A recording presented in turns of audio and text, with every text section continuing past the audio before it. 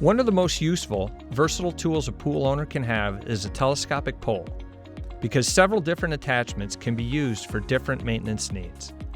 In this video, we'll show you how to attach a shallow skimmer net.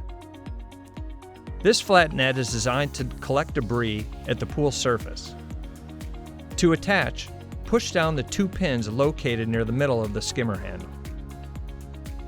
Slide the skimmer stem into the pole so that the pins are aligned with the holes located on each side of the pole.